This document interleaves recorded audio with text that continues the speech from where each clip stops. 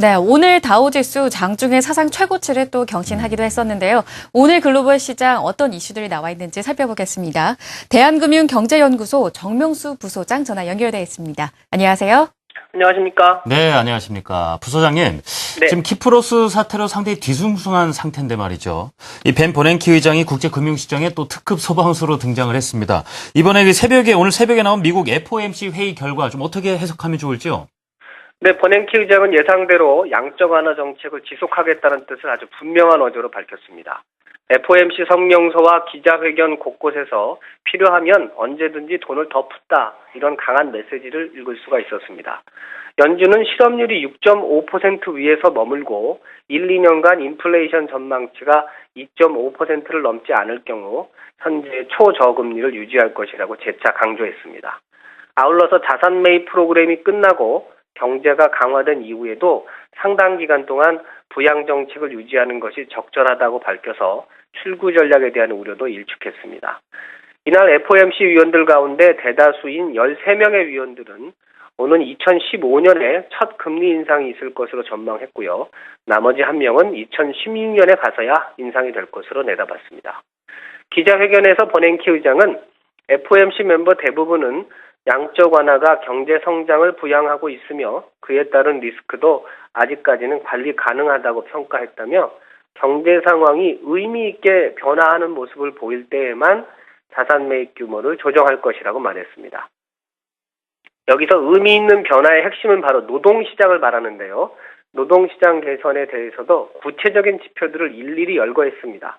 버냉키 의장은 하나 이상의 정책 목표를 달성한다고 해서 곧바로 금리 인상으로 이어지는 것은 아니며 우리는 취업자 수, 실업률, 신규 실업수당 신청 건수, 해고율 등을 지속적으로 개선되는지를 볼 것이라고 말했습니다.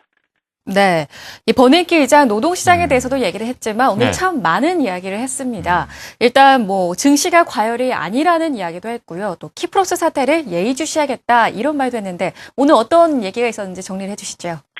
네, 기자회견을 가만히 들어보면 버냉키 의장이 마치 전 세계의 경제 대통령인 것처럼 느껴집니다. 모든 분야에 대해서 한마디씩을 다 했는데요. 일단 주식시장에 대해서는 정책의 성공 여부를 주식시장 관점에서는 평가하지 않지만 최근 증시 랠리도 역사적 패턴에서는 크게 벗어나지 않았다고 말해서 증시 과열 우려를 일축했습니다. 키프로스 문제에 대해서는 상황이 어렵고 재정 문제와 은행 건전성 문제를 동시에 안고 있는 만큼 문제를 예의주시하고 있다고 말했고요. 구제금융 비준한 부결이 큰 충격은 아니며 미국 경제에 대해서도 주요한 리스크는 아니다, 이렇게 말을 했습니다. 네, 그렇군요. 지금 미국이 말이죠. 중앙은행이 이렇게 좀 강력한 리더십을 발휘하는 모습을 보고 있으니까 좀 한편으로 부럽다라는 분들도 참 많으신 것 같은데. 네. 자, 앞서 말씀드렸던 키프로스 얘기를 좀 더 이어가 보겠습니다. 키프로스가 구제 금융을 받기 위해서 독일과 러시아 사이에서 줄타기를 하고 있다. 그 속사정이 뭔가요?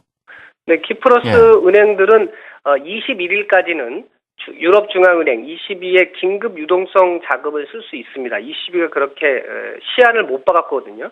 예금에 대해서 과세하는 그런 구제금융안을 받아들이지 않으면 이것마저도 끊어버리겠다, 이렇게 나오고 있는데 협상안의 통과를 놓고 줄다리기를 하면서 요 긴급 유동성 자금을 더 쓸 수도 있을 것이다, 이런 전망도 나오고 있습니다. 어쨌든 ECB에서 가장 강력한 영향력을 행사하는 것이 독일인데요. 독일의 입장은 아주 완고합니다. 키프로스가 구제금융안을 그냥 받아들이라는 거죠. 이렇게 되니까 다급해진 키프로스 정부는 러시아의 재무장관을 보냅니다. 일단 러시아는 키프로스가 요청한 차관 연장에 대해서는 이렇다 할 답을 내놓지 않았습니다. 키프로스는 ECB에서도 압박을 받고 있고 기대했던 러시아에서도 돈을 못 구하니까 사면 초과에 몰린 형국인데요. 그렇지만 키프로스가 이대로 무너지면 독일과 러시아가 모두 피해를 보게 됩니다. 따라서 키프로스가 사상 초유의 국가 부도를 선언하겠다면서 일종의 자해를 시도할 수도 있습니다. 독일 입장에서는 유로존 17개 나라 중 처음으로 국가 부도를 용인하게 되는데 이렇게 되면 유로화 체제에 심대한 타격을 입게 되고요. 러시아도 키프로스에 예치해둔 예금을 날리게 되기 때문에 우려를 하지 않을 수 없죠. 빚이 일정 수준을 넘어가면 채권자가 채무자의 눈치를 보게 되는데요. 키프로스 정부가 앞으로 어떤 행보를 할지 주목됩니다. 예, 그런 네. 속사정이 있었어요. 네, 미국 FOMC 회의 결과부터 키프로스 사태 진행 상황까지 확인을 해봤습니다. 대한금융경제연구소 정명수 부소장과 함께했습니다. 오늘 말씀 고맙습니다. 고맙습니다. 감사합니다.